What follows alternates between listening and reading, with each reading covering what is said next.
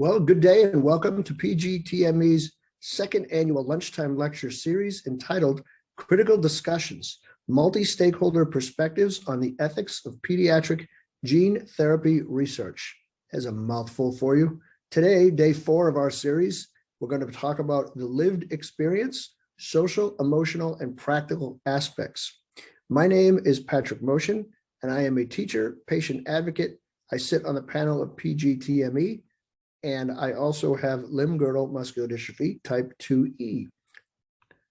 Annually, PGTME hosts a series of discussions on current topics related to the ethics of pediatric gene therapy research. PGTME is a project of the Division of Medical Ethics at NYU Grossman School of Medicine. You can learn more about PGTME on our webpage, which the link will be in the chat, and you can sign up for our quarterly newsletter to stay abreast of our work. If you are unable to attend any of the events in our Critical Discussions lecture series, we will also be posting captioned recordings on YouTube once our sessions have concluded. We will share the link with all attendees. They'll probably be up in about a week or so. You can also check out last year's talks by looking for PGTME on YouTube. Today's event will feature brief introductions by our panelists, followed by a moderated discussion, some laughs, of course, well, maybe some serious discussion and some laughs. We've also allowed about 40 minutes for audience question and answer at the end. So throughout the panel, we encourage you to submit your questions through the Q&A feature. Don't be shy. So in order to give the full amount of time to these wonderfully talented, awesome people that are volunteering their time today, I want to start with introductions. So let's get right into it. And we'll start with you, Cecilia.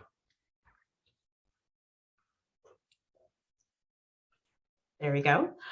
My name is Dr. Cecilia Valrie. I am an associate professor of health psychology at Virginia Commonwealth University. But I've also been working for 20 years with individuals living with sickle cell disease. And so I'm here on the panel representing the Cure Sickle Cell Initiative, which is an initiative focused on gene therapy for patients with sickle cell disease. And specifically, I'm a part of the Patient Readiness and Resilience Working Group, which thinks about kind of patient support throughout the entire trial process, pre, during, and post. Excellent. Thank you very much, Cecilia. Gretchen. Hi, I am Gretchenegner. I am in McGuanago, Wisconsin, Waukesha, Wisconsin, and I am a high school English teacher. And I have 2 sons, and my younger son, Nick, is 22. He just graduated from Whitewater in May, and he has Duchenne muscular dystrophy. And so he has been in a trial that has been kind of extension studied ongoing since 2006. And so I will offer hopefully some guidance and perspective on what it's like to be in an ongoing trial, seeking to see if it works. Yes, and Gretchen, a fellow educator in the trenches. As you can see, I've taken half the day off of school, but Gretchen is still stuck in her school world. So thank you very much for making the time and joining us. Okay, and now we go to the snowy northern lands of Canada, and we will meet Isaac. Isaac. Hi, everyone. I'm IsaacMcFadden, and this is my cat, Delilah. I'm 17 years old, and I have a rare disease called MPS 6, which is a result of a lack of enzyme in my body that breaks down cellular waste. So it causes, it builds up in bones, tissues, organs, muscles, everywhere except my brain, and causes various issues. As a result of this, I've had to have many surgeries, including 3 spinal cord decompressions, 2 corneal transplants, and many other minor surgeries. Thank you very much for joining us, Isaac. It's going to be outstanding to hear from you in a few moments here. Diana. Hi, it's an honor to be a part of this panel and be part of this group today. So my name is Dr. DianaBaruchaGoble. I'm a pediatric neuromuscular neurologist. I work at Children's National Hospital in Washington, D.C., and also collaborate as a researcher at the National Institutes of Health as well. I'm involved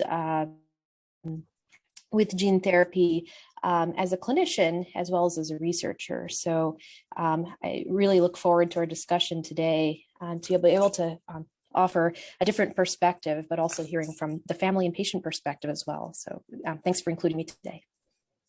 Absolutely. So as you can see, everybody has a different lens to look through things here. We have, we have parents, psychologists, clinicians, and we all view the journey a little bit differently.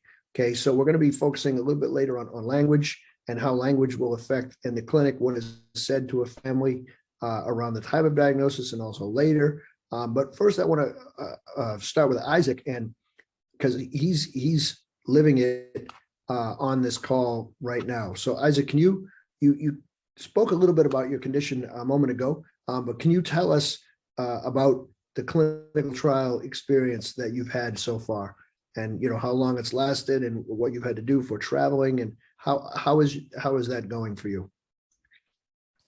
Yeah, so in 2018, I was part of a gene therapy clinical trial in Italy.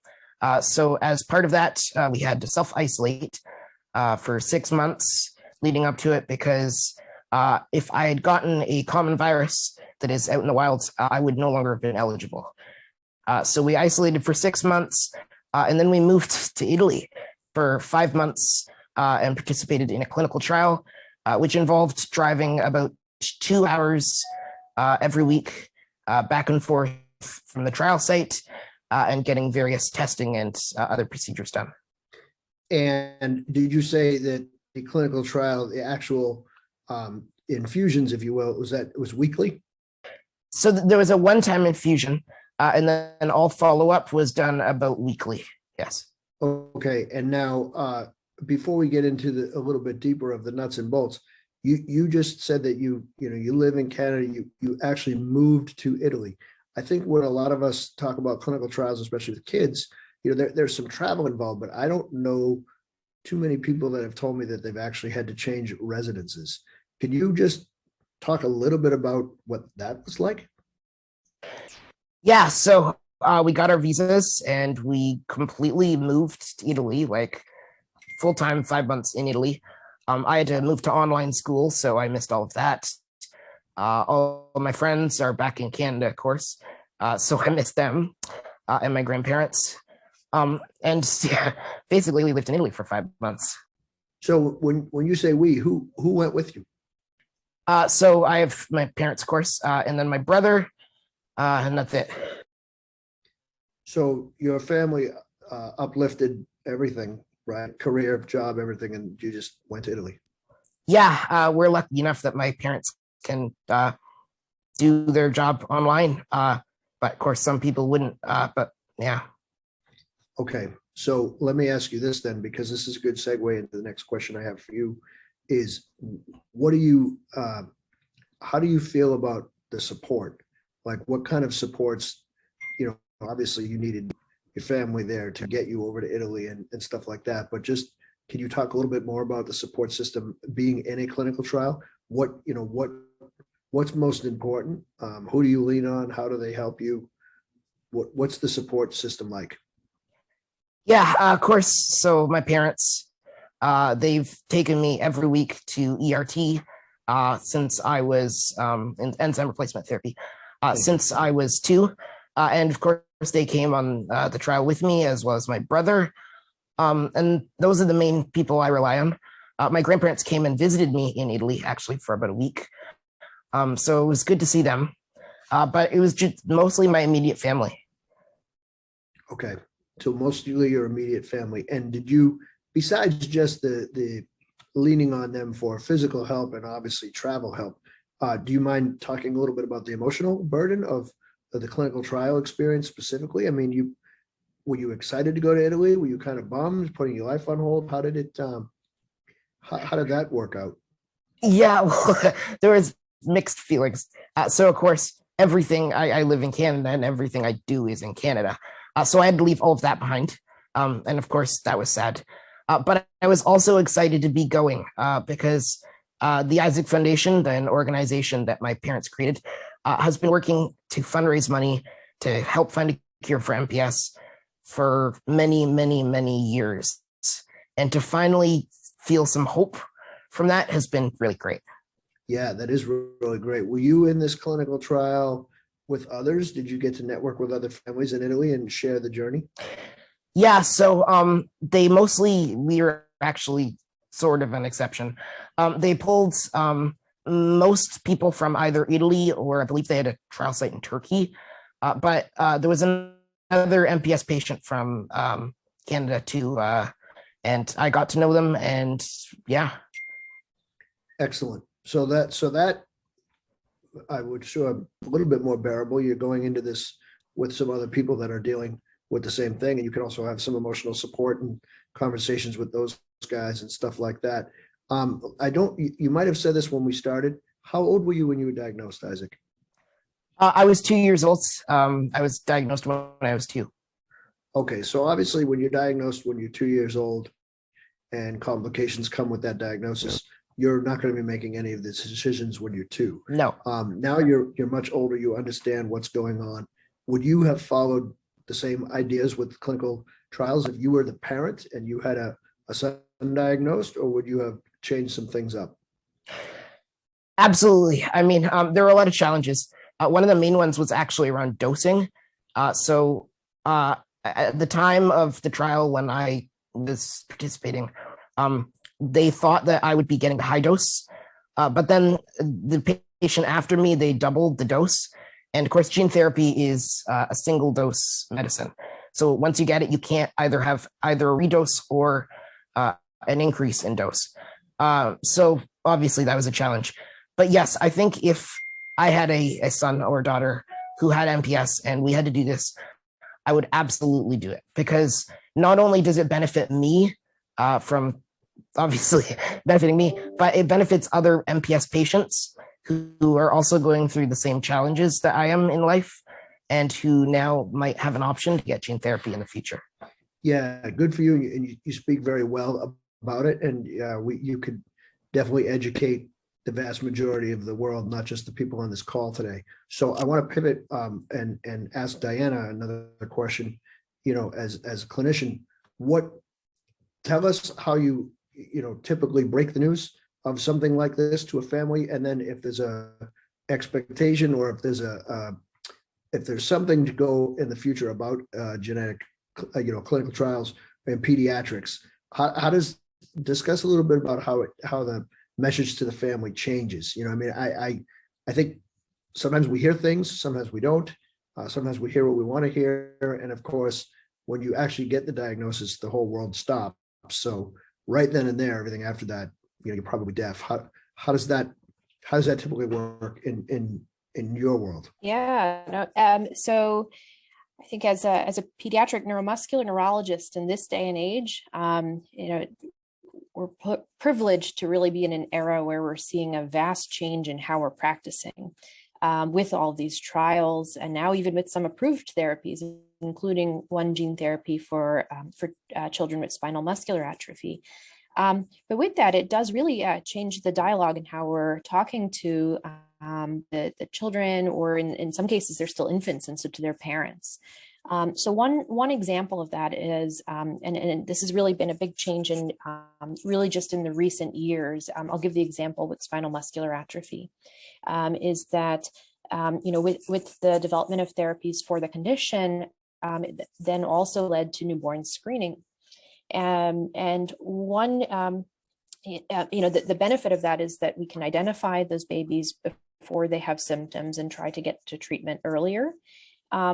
But when we have a new family come to us with their newborn that looks perfect and is perfect, and you have to tell them that their baby has a very severe disease, especially if it's the predicted to be the infantile form, the more severe form.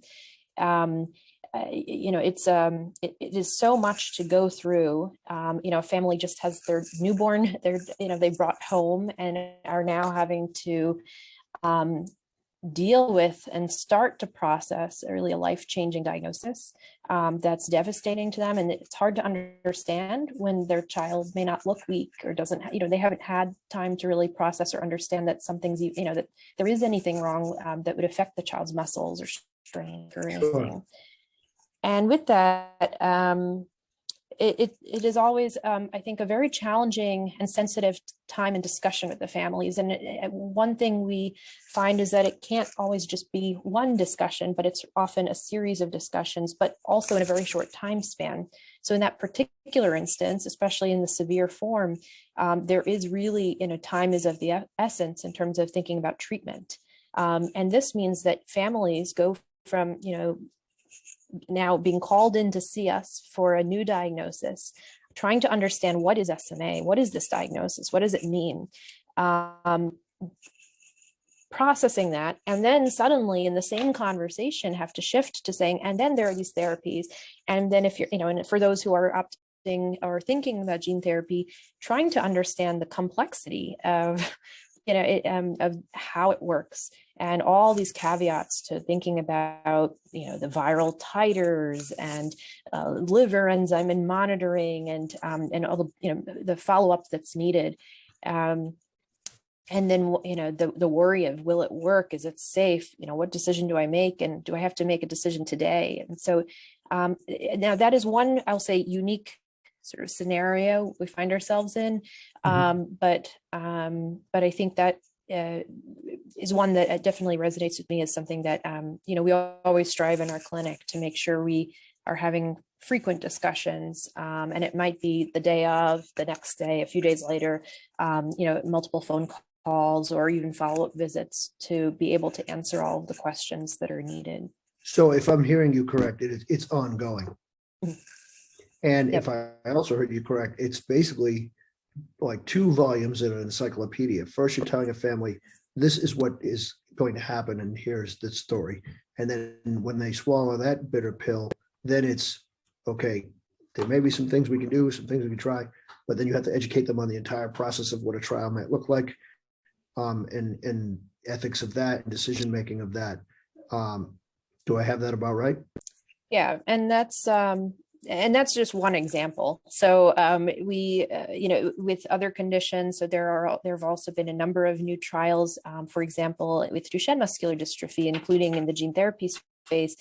And I think similarly, we might have a young child who comes in with a new diagnosis, and it's a similar, it might not be the newborn, but it's a similar scenario where a family is trying to understand, again, a new diagnosis that that really completely changes in many ways, what just I think for many of the families, it might be a relief to have an answer, but it also, it is the burden of a new diagnosis, and what does that mean, and the worry about the future. What does this mean for future care? And then as we're shifting in that same discussion to talk about therapies and what's available, what's approved, what's not approved, and what are the trials, I think then sometimes there is also this rush to say, okay, well, my child might have this limited window of opportunity to participate in this study, or we're narrowing down because there are only a few spots left in these studies. And so again, I think even in that scenario, one of the things that always makes me feel so uncomfortable is this sense of rush. And yet there is this sense of rush, but for a life-changing decision for families. So. Right. Yeah. You're not going up the street because gas might be cheaper somewhere else. I mean, this is a heavy serious decision. Yeah. Yep. And it needs to be made in a timely fashion. This is perfect for me. Thank you for that. I want to pivot over to Gretchen.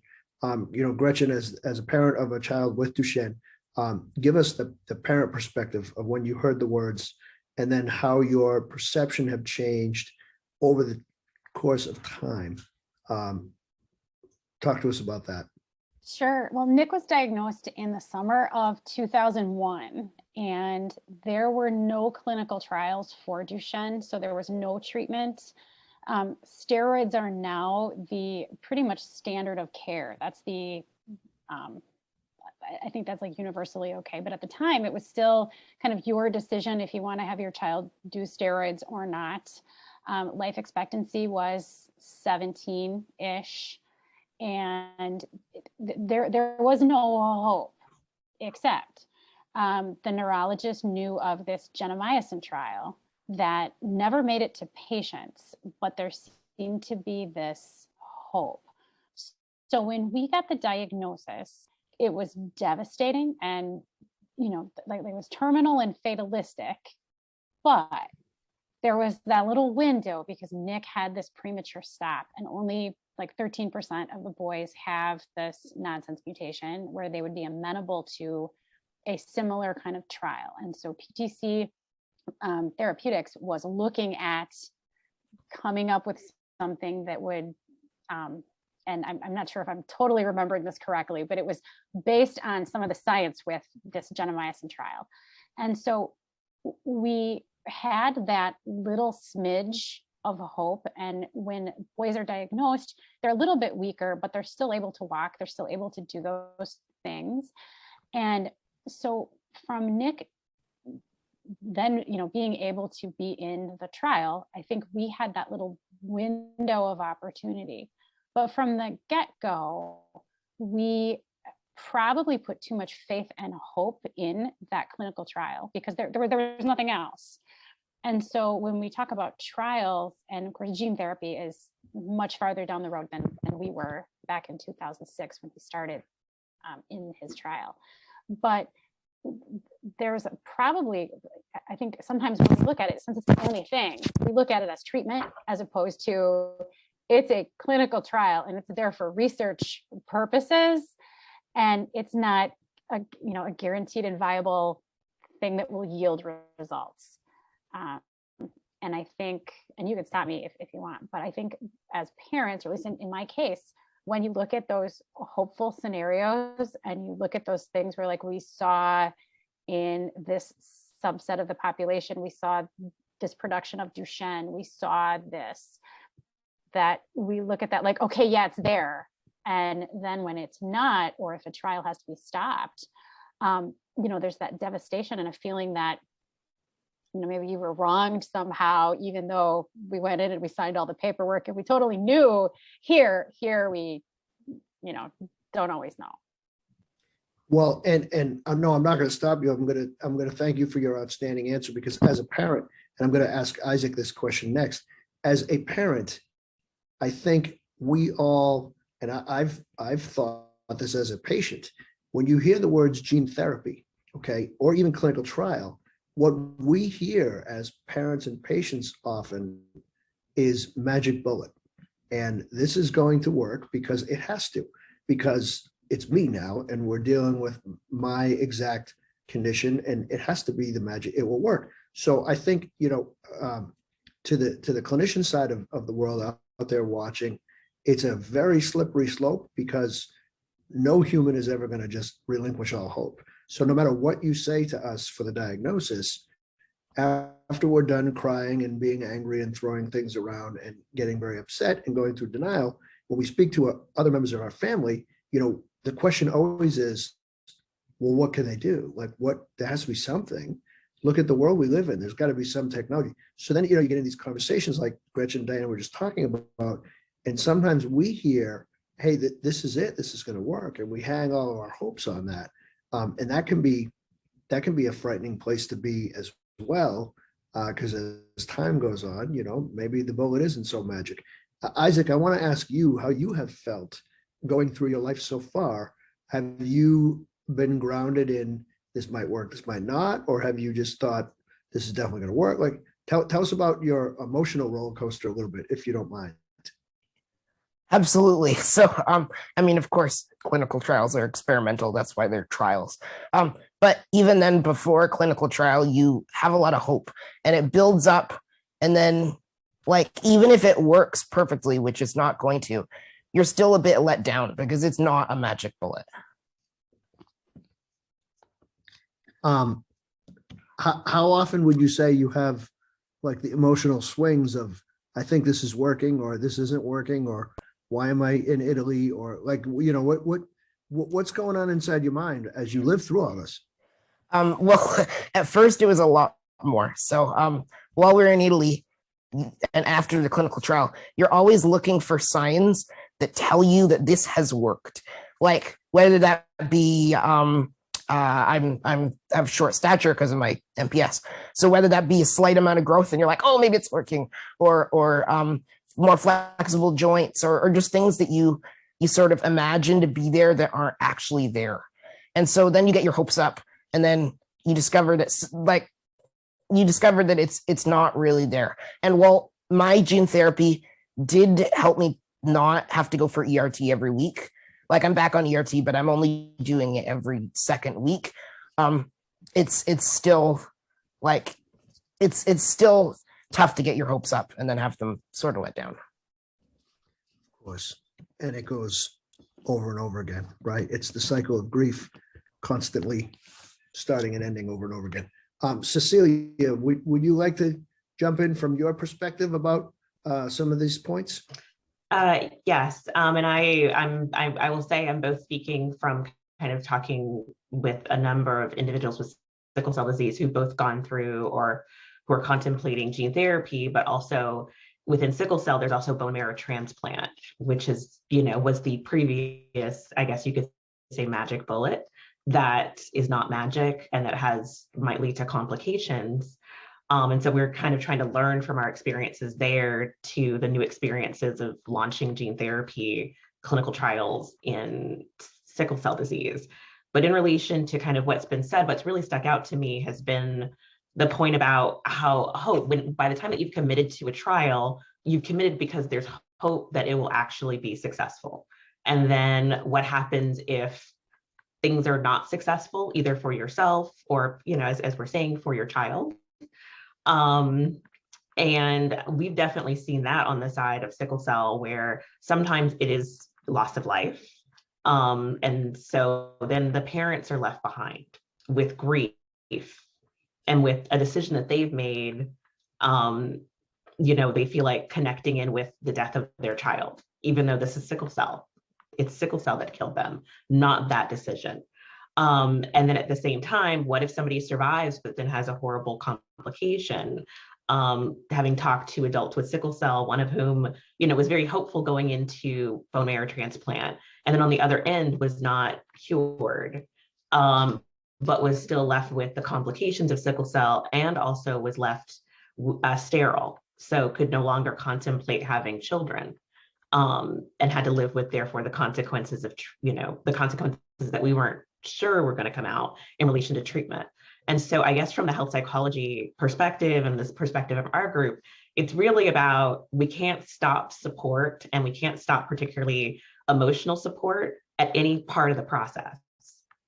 Whether somebody is in a clinical trial, has been in a clinical trial, is currently in one, whether the clinical trial is stopped. You can't, even if the clinical trial is stopped, there needs to be that emotional support. People have got to process the hope. Where are they? They've got to feel empowered enough to say, whether the clinical trial starts or stops for me or for my family, this is kind of my point. And so I don't know if I'm being very clear or helpful, but in relation to kind of saying that we can't, that for a number of the families that we've talked to, it's been about something happened and then the clinical trial was over and no one was there. And that's a horrible, horrible circumstance that we have to build in that follow-up. We have to build in during the trial, are people checking in emotionally with all members of, for both the child and for their extended family. Especially as we've also heard about, people having to travel to specific centers, not always, to a different country, but to other places around the country, to leave positions, to leave larger support systems. How can the medical teams, or how can, additional other related groups, community groups and other organizations provide that kind of catch net when people have left their entire lives behind, for however long it takes. So that's excellent. And again, it bears being repeated. You're not leaving your entire life behind because you're going to Disney World for a month.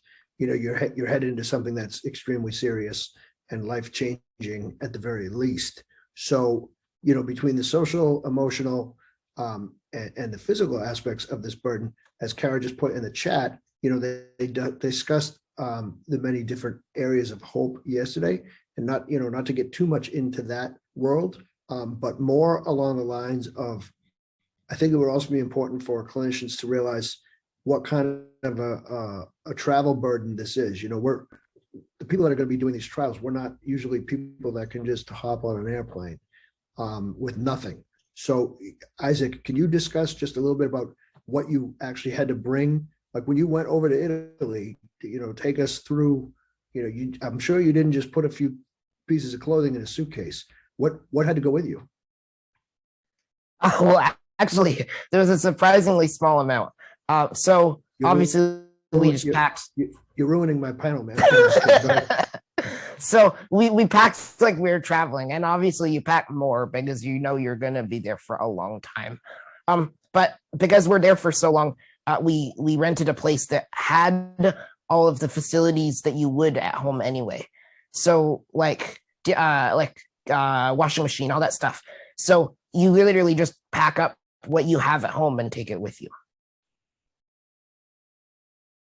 Okay. I can I'm gonna maybe, Yes. just in the topic of, you know, when families are having to really shuffle their lives for a period of time, you know, when participating in a clinical trial. We've had a similar experience with one of our studies at NIH where we've had, where we, early on in the study, we had families staying for 8 weeks for follow-up after the gene transfer. And, you know, including both patients from the United States as well as some international.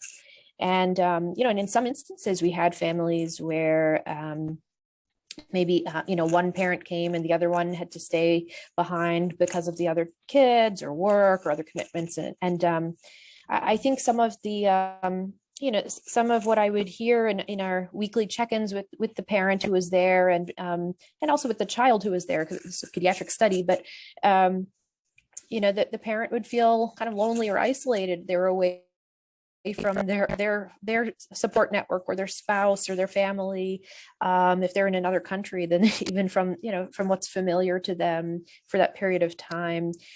We tried to have, you know, different supports in place. So we have a unique setup on the NIH campus where there's also what's called the Children's Inn, and it's a place where maybe somewhat similar to kind of Ronald McDonald houses where the families are actually staying on campus. And so there were other, not necessarily just for neurologic conditions, but even for other types of trials, there might have been other families there who were there for extended periods of time for their clinical trials. And I think that did, you know, hearing from some of the families, they made some really close friendships with other families that weren't doing the exact same study, but going through a somewhat similar experience at the same time. And I know that was valuable. Sometimes maybe, you know, some type of spiritual help or, you know, consultations through the center, you know, if that was something that a particular family might have benefit from, you know, child life or recreational therapy because the child, you know, or remote schooling, you know, because the child was then out of their school environment as well. So I think from the healthcare team side, I think, you know, trying to figure out, are there supports in place that we can help? And depending on where you are, I mean, that's of course variable in terms of what kind of, you know, how expansive those supports are. But I know those were a few things that that some of the families did comment were beneficial, but it was a big change. Yeah, that's excellent. I want to throw it out to the whole panel. What are other things that you guys could think of as far as, you know, setting expectations, support, when this is, the journey is begun and this is going to happen? What else would you guys like to have seen for better preparing the families? I think that can sometimes be tricky early on in a new trial, like something that's going on. You know the expectations, the outcomes. So I think preparing them for sort of the I don't like saying uncertainty, but there's not surety. And so as Diana and Cecilia both mentioned, that idea that there should be some support out there for a place to go, a person to contact, a point person when there is a, you know, just that moment when you're not sure where to go, what to do, or you're frustrated, or if you're feeling isolated, that you can reach out to someone and, you know, there's someone that you can talk to. I think sometimes, occasionally, other families like that's a great support system, but sometimes you need something, and you need something that's a little more neutral than that person's perspective of how the trial is going with their kid. Would you suggest that would be almost like somebody in like the area of social work, or someone directly connected with a clinical trial, or are you talking about more of a physician type? Like what would that role look like? Probably from that like clinical trial social work aspect, I would think. But I mean, it could be anyone, just so there's someone as a point person to reach out to. Yeah, someone as a point person. Cecilia, Diana, Isaac, do you have anything you want to jump in and add there? Yeah, actually, so when I was in Italy, we sort of had that point person. So there was two people. There was the researcher who actually helped helped develop the gene therapy that I took, and also there was the main trial doctor. And we have been and are still in constant communication with them around the actual trial itself, what to expect after the trial, and any testing that needs to be done. And so I think that was a really, really great thing. Okay. Cecilia, any other words on preparations for families? I know that our team has talked a lot about kind of, I think it's been echoed here, making sure that you're saying things at a time when people can hear them. You have different levels of distress as you go through the process of even deciding to be, in a trial, or much less to put your child into a trial. And so sometimes we've talked about like not just presenting the information in different formats, in different ways that people can process with us and away from us, but also having them feed it back to us to make sure that they've heard all of the pieces, and acknowledge all the pieces. And I really agree a lot with Gretchen in relation to the word of uncertainty, is getting comfortable with uncertainty, and that it might also, things might feel more certain at the beginning and then become more uncertain during the process and even afterwards. And so just keeping the families, keeping the individuals who are involved in the trial well informed, and well supported emotionally in all ways. But yeah, I agree also with the idea of a point person and that constant communication. It's really wonderful to have that constant communication well after a trial has ended. I think that would be extremely helpful for everybody to hear as well, because of time changing and different perceptions going along, and then you have a day or week or month where it's really making sense, and then it's not. But like you said, then there's more variables added in. Having some sort of a person that would be there to basically hold your hand and walk you through until things are actually done. Diana, you talked earlier about how a lot of times in infant diagnosis, the timeline has to be pretty tight and pretty quick, depending on what the condition is. So how would you deal with a timeline like that when, like Gretchen said, or you hear the diagnosis and that's it, everything just stops, but you kind of have to move. How do you deal with that when the timeline is tight? Yeah, no, it's very tricky, and you're trying to make sure you're giving the fine balance of trying to be somewhat hopeful, not over promising the potential for the impact of the therapy, again, whether it's a trial or an approved therapy, and then also trying to at the same time you want to give some hope, but also you need to express the gravity of the condition. And trying to do both in the same conversation is I think it's no two conversations have been the same with different families. I think we'll start, of course, with the diagnosis. We'll talk about what it means, and you have to be upfront and clear about the gravity when it's known and when it is clear for the condition, and then pause.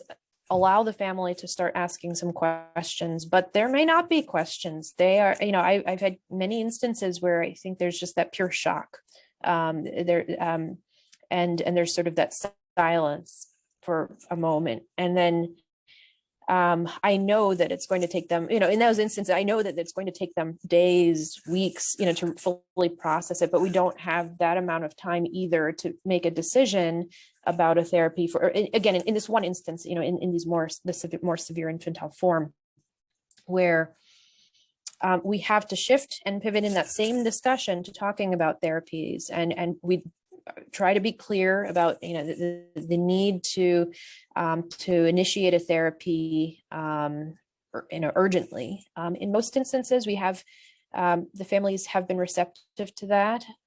Sometimes they need a few days to process it, and that is fine. But we might at least get what we can going.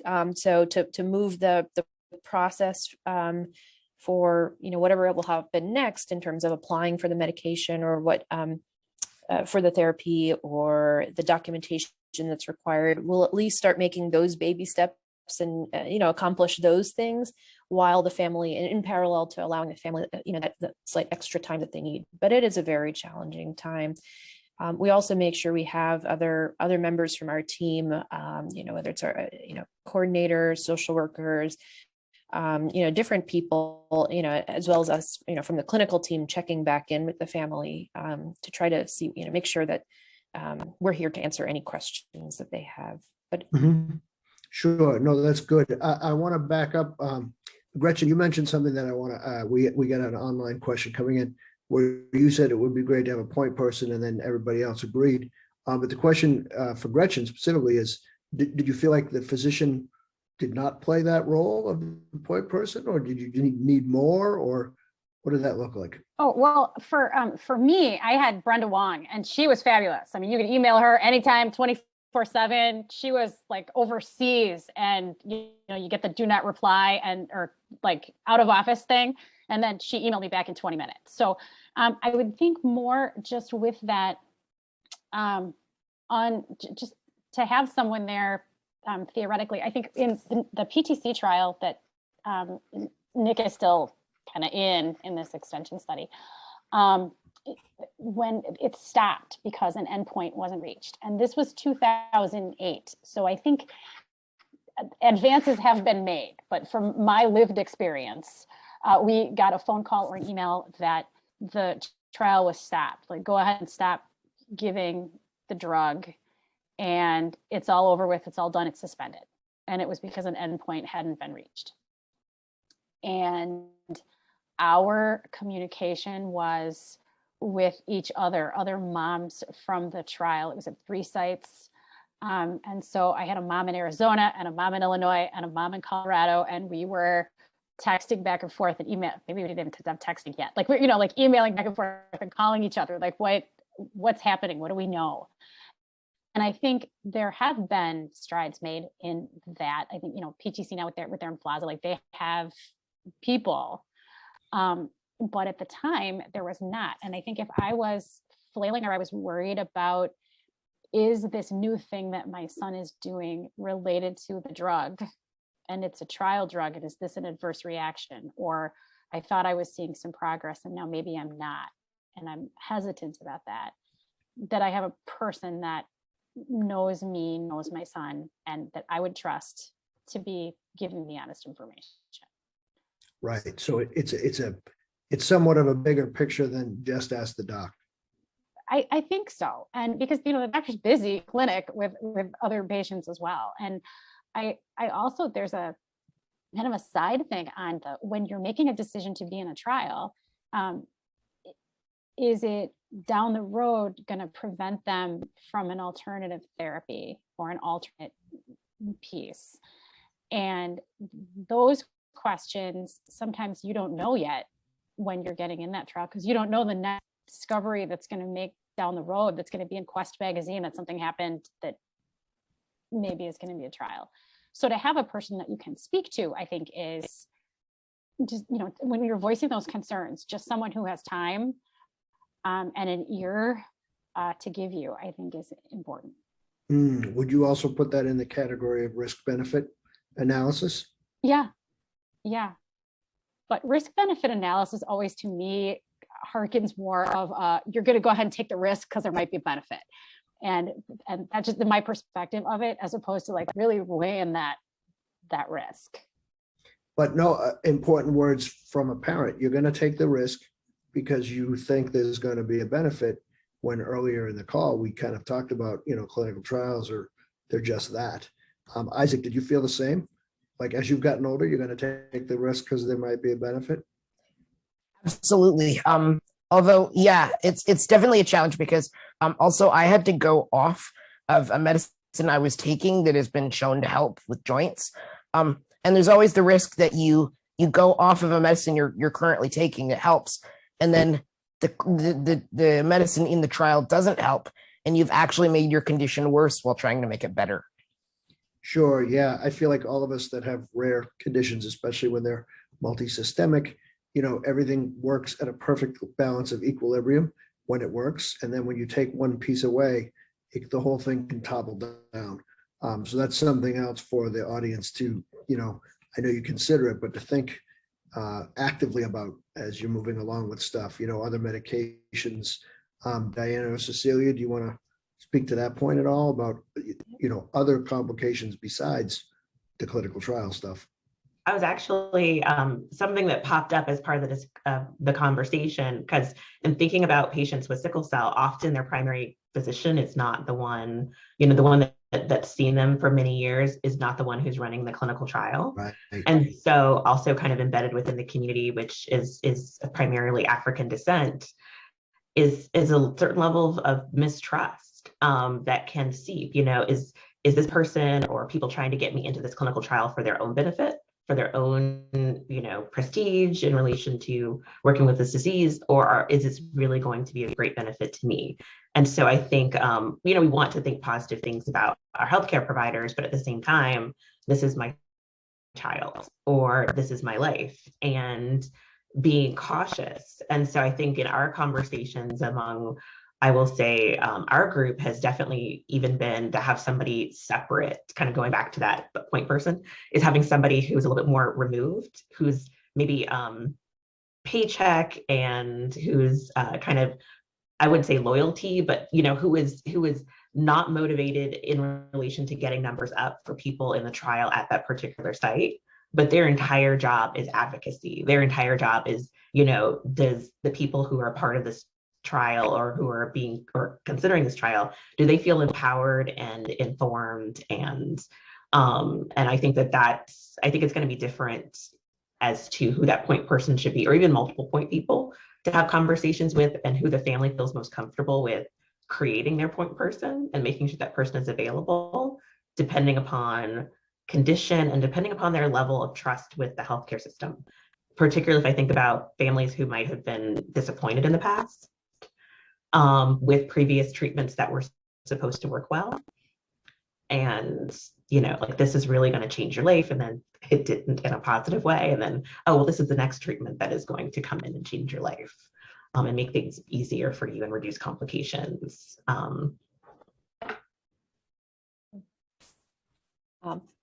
have a different comment about a different point that I think both Gretchen and Isaac have hit on, was the idea, when you're making a decision to be in the clinical trial, or to have your child in the clinical trial, and then, what if there's a different treatment, or, Isaac, you were talking about, what about the higher dose? And I think this is a topic as well that, we've had discussions, with our team, for an ongoing clinical trial, is when you have, this dose escalation in the gene therapy field.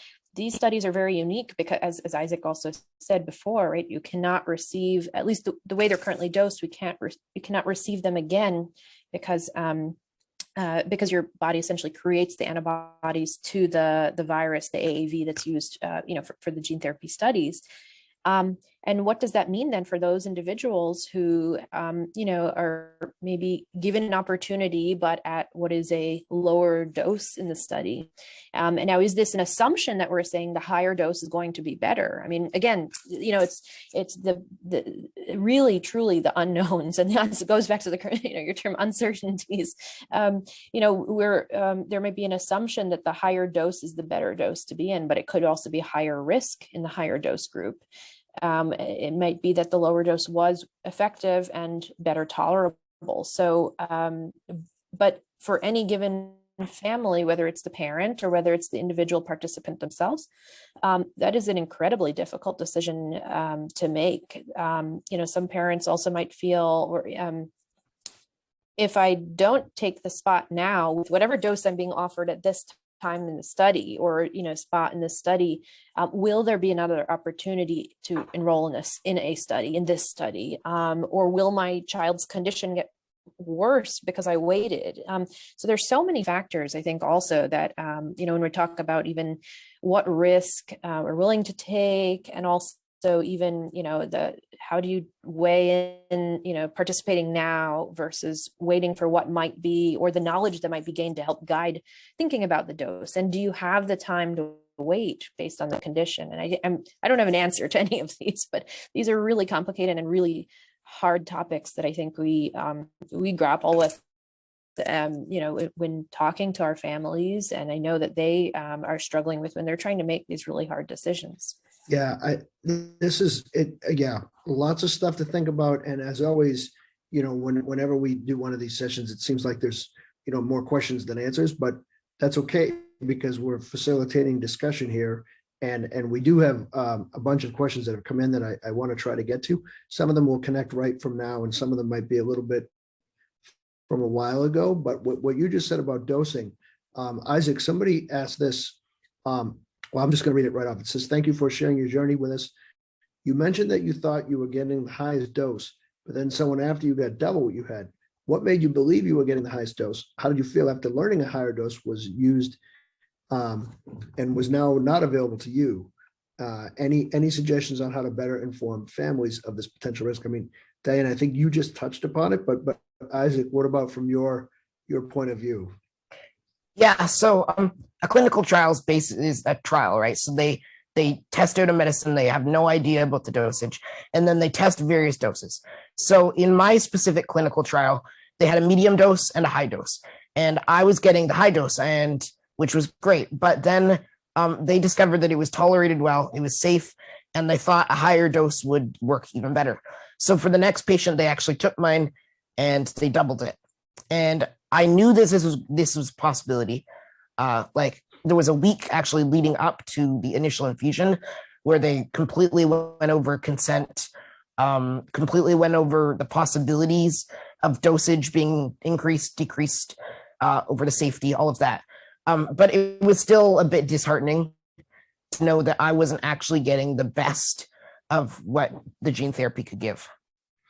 Yeah, well, and interesting to hear you say that, because somebody else just put in that it says, as a physician, there should, maybe that should be underlined, there should always be enough preclinical data to support the use of all dose levels and all dose groups in any trial to be expected to have a positive clinical outcome in gene therapy studies. I guess then, Diana, maybe bouncing over to you, if there should always be enough preclinical data to support the use of all dose levels.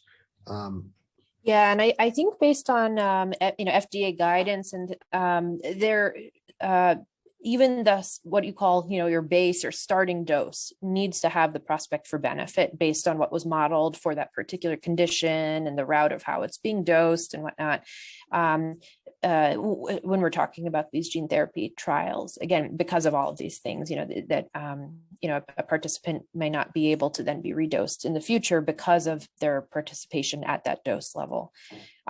So with that said, again, sometimes there is still that finding what is the optimal dose. But of course, if I think as the field matures, as more, and there's more collective preclinical and clinical data, maybe that will help guide, push the needle a little further so that even in future trials, the starting dose is more informed than starting doses might have been in studies that began, 4 or 5 years ago, as we move forward. So I do think we will gain more insight about that, but there are already some standards by FDA guidance around that.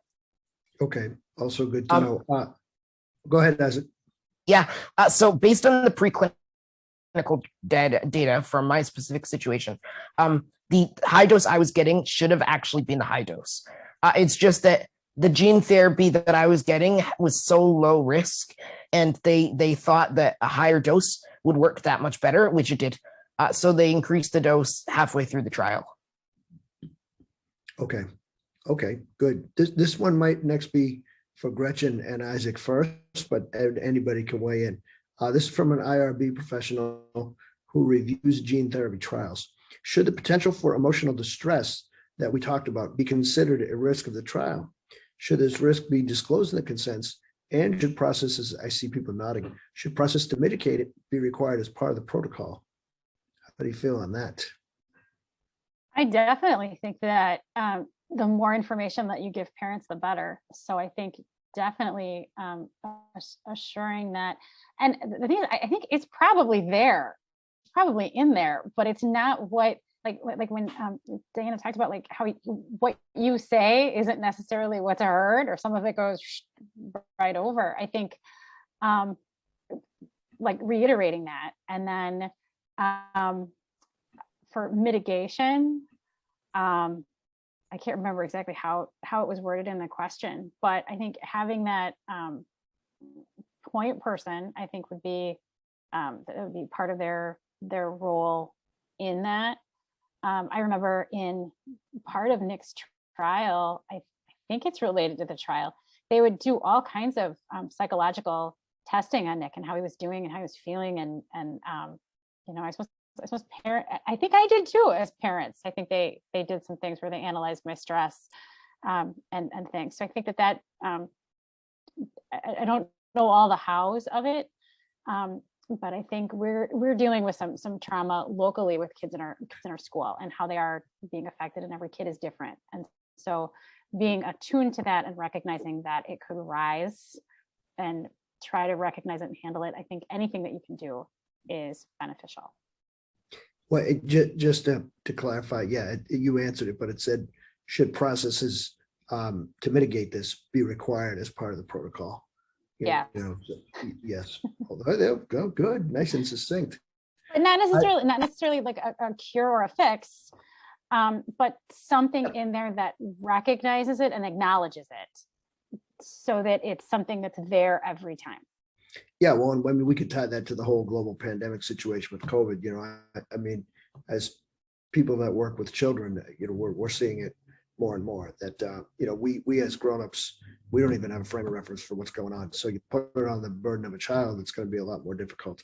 I can see obviously where there's a, you know, life-changing diagnosis, it's going to be quite the same, you know, if not more trauma. Do you feel like that too, Isaac? Do you think that emotional distress should be discussed? Absolutely. And in my opinion, the best way to deal with emotional distress is communication. So to know everything about the trial, to know its risks, to know the benefits, and to be able to make a decision and being able to commit to a decision that you know that you think is the right one. Excellent. And kind of on a slightly on a tangent of this topic though, but about the stress of being in a clinical trial. I think there's also even for the participants, there can be just the fatigue from the assessments.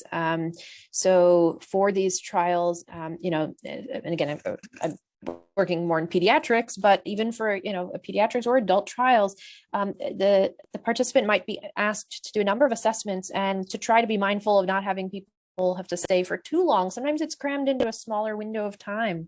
Let's make it a 1-week visit rather than stretching over 2 or 3 weeks, so that when you have to come back, for example, for the follow-ups. And what that could mean though is a lot of tests in a short amount of time.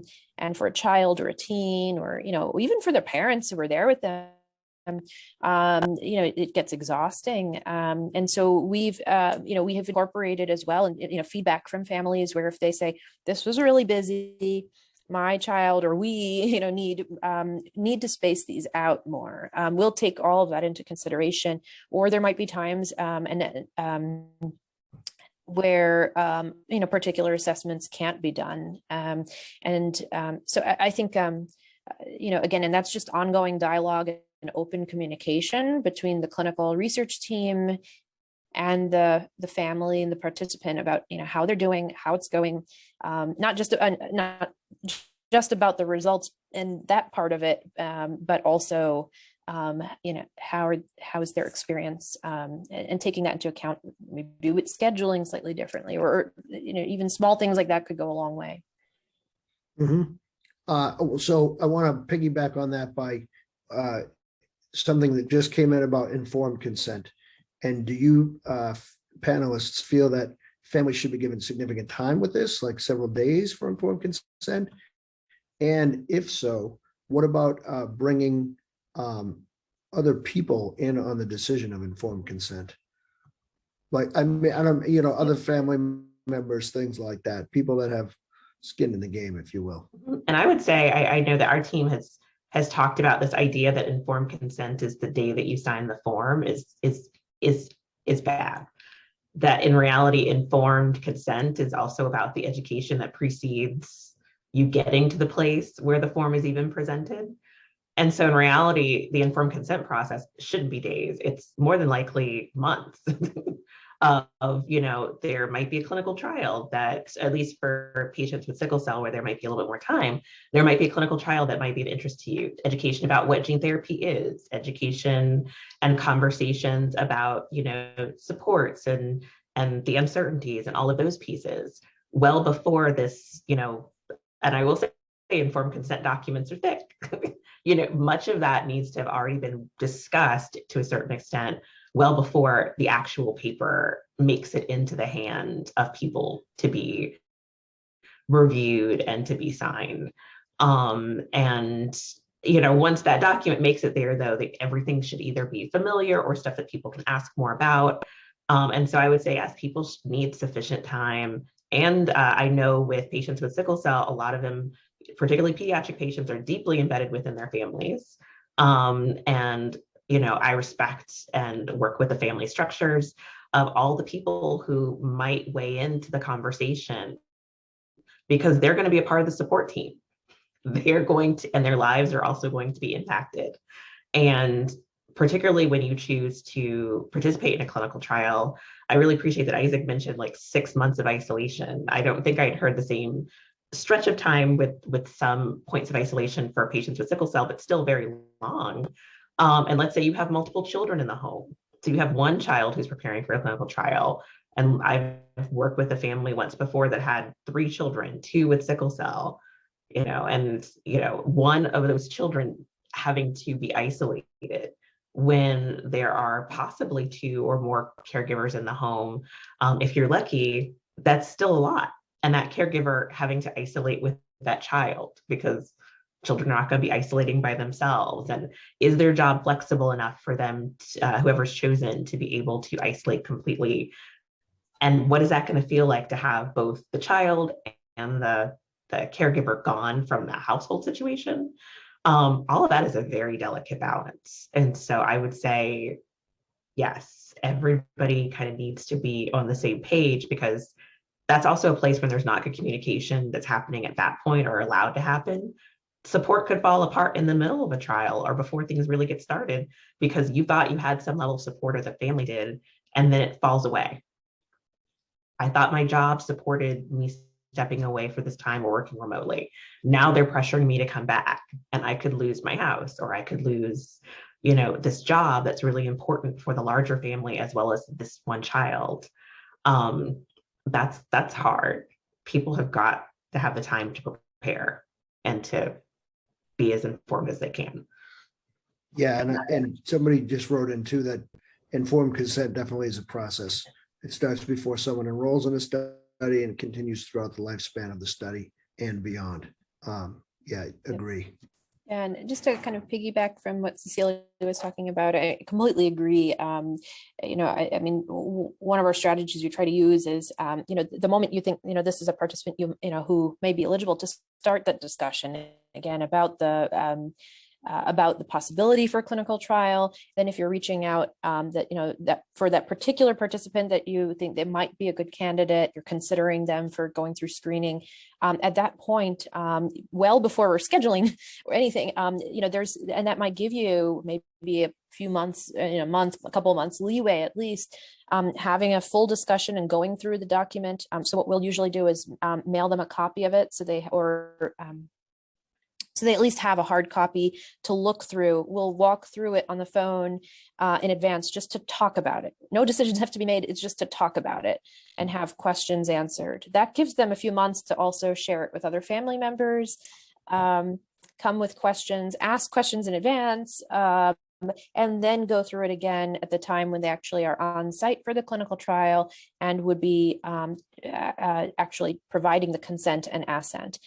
And then on another layer, we also have our ethics team come, we call it witnessing consent, but really having a dialogue for maybe another hour or so after we've again gone through the consent fresh during that time in person, to talk about what's your understanding of the trial, what is your hope with the trial, what is your understanding of of this process, who would you reach out to if you have concerns. And there's a number of questions, and I think that's helped to lay the framework as well with our families to make sure, and also that to kind of going back to what Gretchen was even saying earlier, this even allows for a person who's outside of the immediate study team to also be another point of contact within the clinical trial site as well, that the family has now engaged with and met and talked to.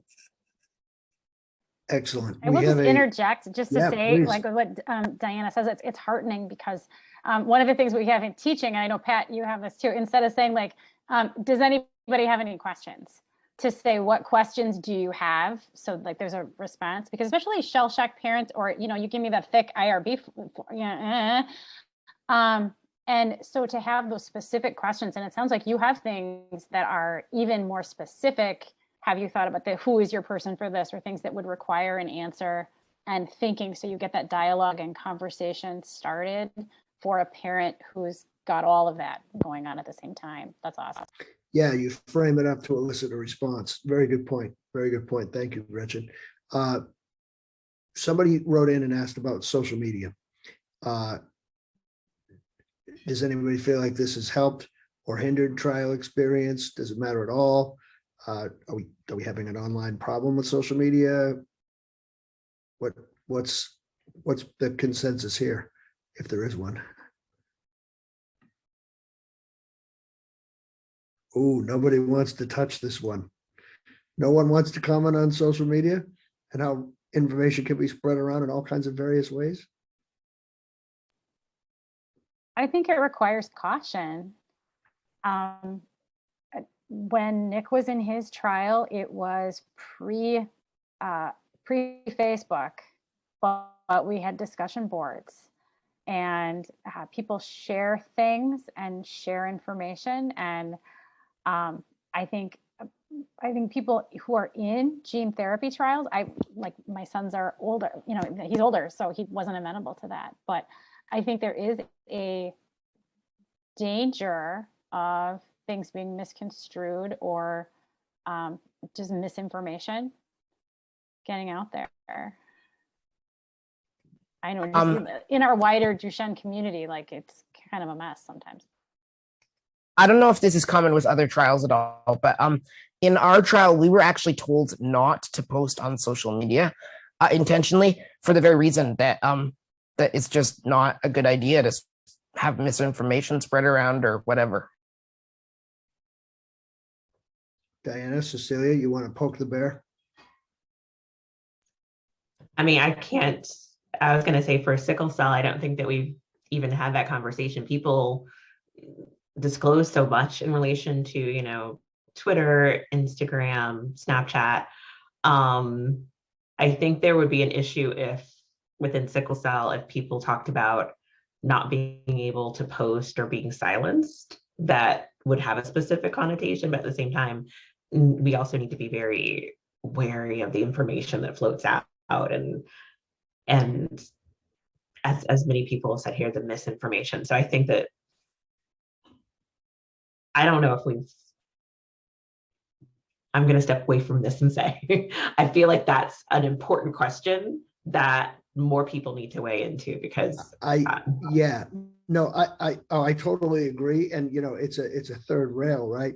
So, with everything else, educate, because there's so much noise in our society coming at us from all angles that I think really it bears to be repeated, that just it needs to be a process, and you need to be educated through the process as it is ongoing.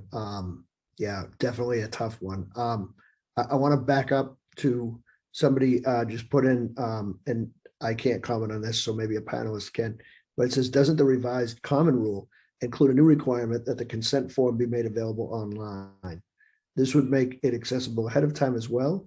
The revised common rule requires for any clinical trial conducted or supported by common rule department or agency, one consent form be posted on a publicly available federal website within a specific time frame.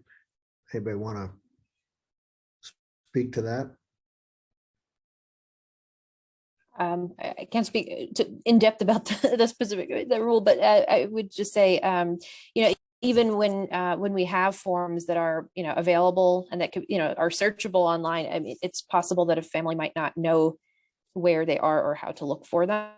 So I think it's still, even if they are publicly available, I think the onus is still on the research team or on the clinical team to be providing that directly still to families, and letting them know, either getting it to them or letting them know how to access it, because there still has to be, I think, that even if it's available and for years to a family, I think there is that responsibility, I would say, to having a direct conversation about with that particular participant or family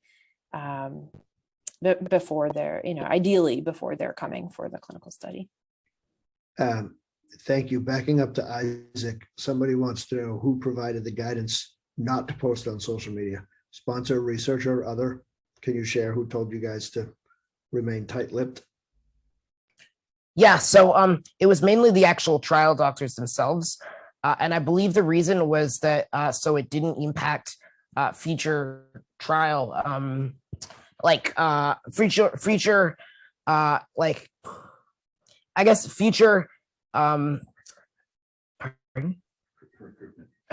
future recruitment for the trial itself. Got it. Okay, cool. We also we haven't really touched upon this. While clinical trials do not cost anything, did any of you worry about the cost of, or from both sides of the lens here, do you worry about the cost of complications that might result after the trial? Can I quickly say something to that extent? Sure. Our clinical trial in Italy actually did it didn't cost the money to actually be in the trial, but all of the trial money that was set aside for patients who had to move or had to fly out there or whatever wasn't set aside for patients who were coming from Canada. So we actually had to fund it out of our own pocket.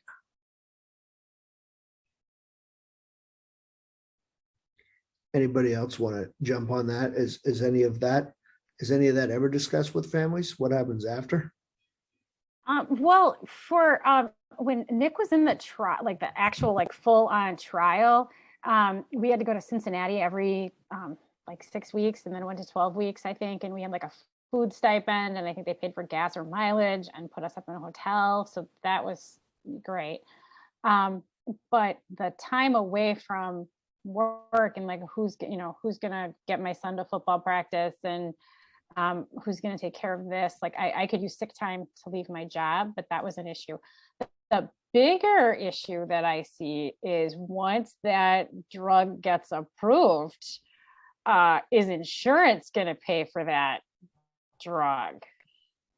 So that's and that's not for this panel necessarily, but that would be weighing on my mind how we're going to cover this long term.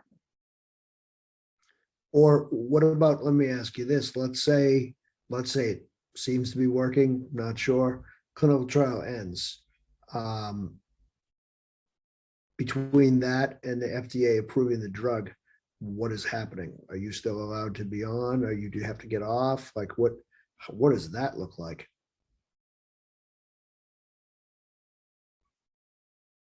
And a hush fell over the panel. Not sure. In Nick's case, they were going to have it extend, and then there was a long gap, and then they were able to get on that extension study initially, And there were parents who wondered if the gains that they had seen early on, if they lost those and wouldn't get those back. Right. So here could potentially be a pot of gold, and you can reach it, but now we're going to take the rainbow away, and you might have to wait. So that's a whole nother aspect of the emotional burden of all of this stuff. Isaac, has anything like that ever happened with you, or have you been allowed to continue right along through? Well, I mean, it's sort of different with gene therapy. I mean, because you only get a one-time infusion, and once you have the actual medicine, there's no like taking it away really. But during COVID, we did have to stop going into the actual trial site itself because of COVID. So it all got moved to Toronto, to SickKids, and we're fortunate that they could actually just mail samples to Italy. But your cat speaks. Perhaps your cat has some opinions on the social media situation. Speaking of which, somebody just wrote into the main focus may be making sure that information does not end up compromising the scientific integrity of the study.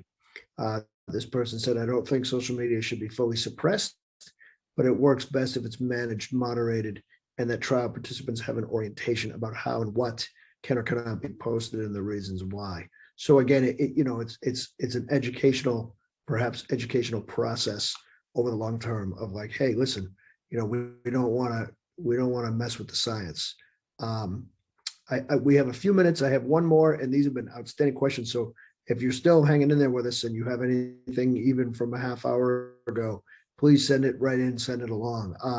We kind of answered this, but maybe let's dive back in a little bit. Someone asked, what can the research community do to better prepare families and patients and set better expectations? Do you think, more frequent discussions throughout the duration or sharing trial updates? I mean, we talked about this a little bit, but this question has come in about 3 or 4 times in different wording. So perhaps it bears going back to, if you were looking at the beginning to the end, what would it look like if we could improve upon it to have better expectations for families and patients? I just realized that one thing that kind of sounds like it's embedded in the question is the idea that the first time that you hear about gene therapy or this new intervention is at the doctor's office, or is at the time when people are considering whether or not you would be eligible. And it kind of brings me back to the idea that actually for a long time ago, there should have been continuous, I know for our patients, they're diagnosed at birth. And so there almost needs to be a continuous stream from then about what's going on in relation to developments in the sickle cell community, promising treatments, consequences, like those types of conversations almost feel like they need to be happening.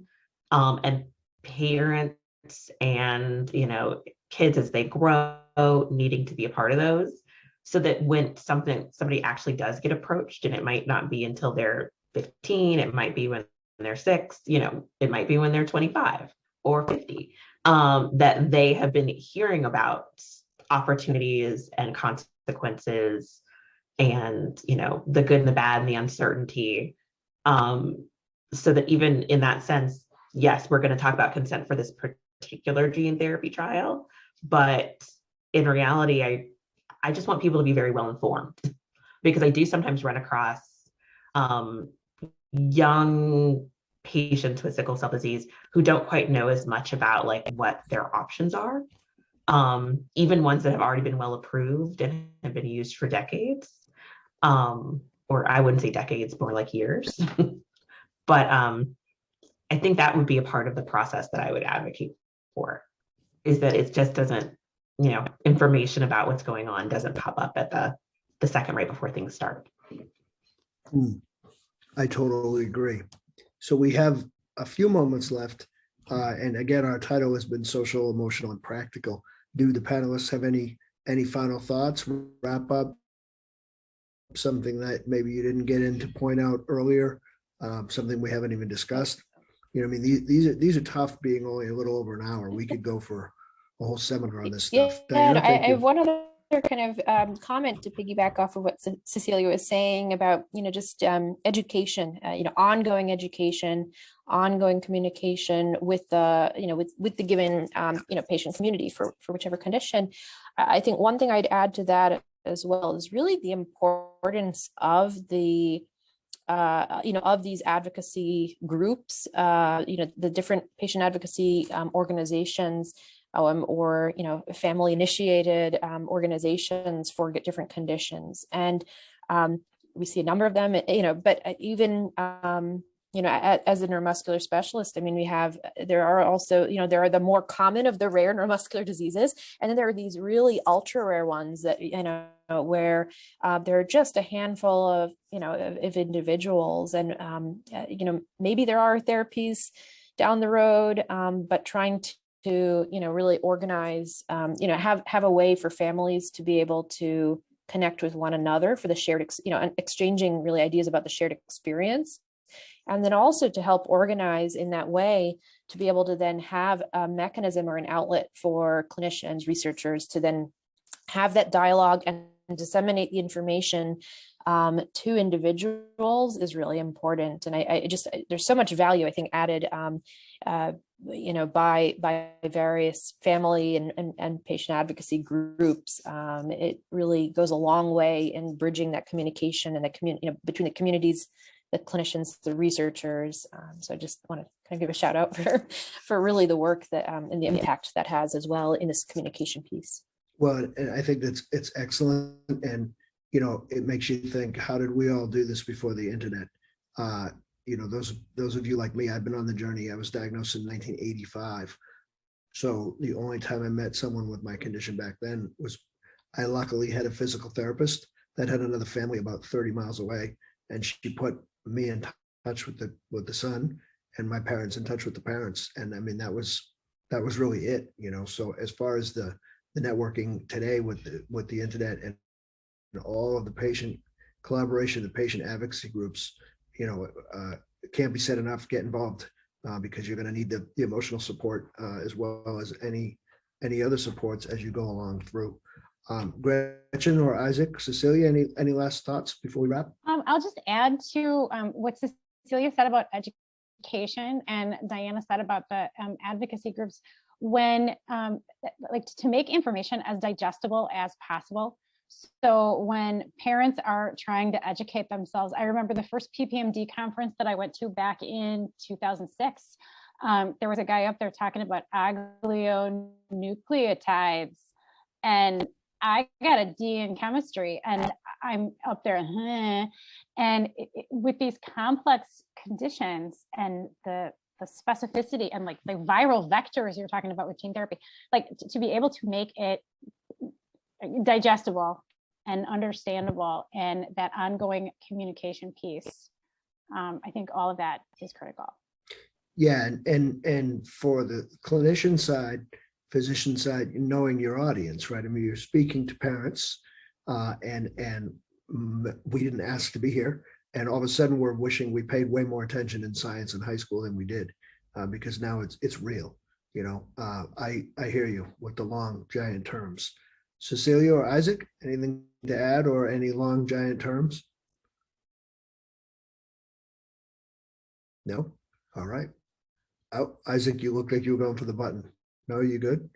All right. So, well, we're just about out of time, but I want to gracefully thank the panelists. Outstanding discussion. You guys are all wonderful people, and all of our attendees as well. Thank you for coming. Great questions. And we have one more panel tomorrow. Unfortunately, I'm not moderating it, but I'm sure it'll still be good. It's called Accountability and Collaboration with Patient Communities. So it's a little more of the advocacy and the patient outgroups. So if you aren't registered for that, it's not too late to do that. All of our stuff is free. And on behalf of PGTME and NYU, I want to thank everybody today who attended, participated, and helped put the event together. Enjoy your day. If you are in a time zone where you're having lunch, enjoy that. And if you're somewhere else and this is not a lunchtime series, well, enjoy the day. And I hope that you learned something. Thank you very much to our panelists and everyone behind the scenes. See you guys.